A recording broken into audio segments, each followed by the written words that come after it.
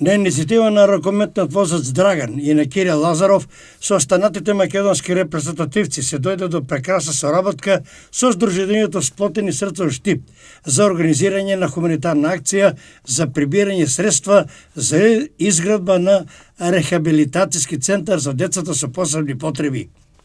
Неодамно завршеното Европско првенство во ракомет значеше триумф на селекцијата на Шпанија и на Хрватска, кој го споделија големото финале под диригентската свирка на македонски судии. Крајот на овој шампионат значеше и огромна радост и топлина во срцата на безгрижните дечиња на Сдруженијето Сплотени срца од Штип.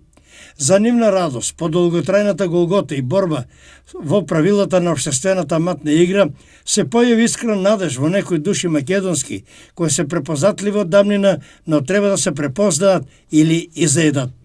Благодарејќи на добриот човек по професија шофер и тоа на македонската ракометна репрезентација по име Драган, се појави светлост која блесна преку Кирил Лазаров и се расшири кон останатите македонски ракометни репрезентативци.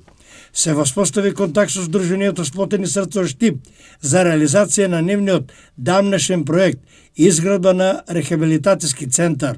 И оттука добриот човек, шоферот Драган, започна иницијативата за прибирање на толку посакуваните средства. Лазаров, он првиот неговиот дрес го потпише за нашите деца, потоа и други репрезентативци, значи топки, чаши. И исто така е убаво што и другите репрезентации се приклучија на тоа. Хрватска, Германија и Шпанија. Да.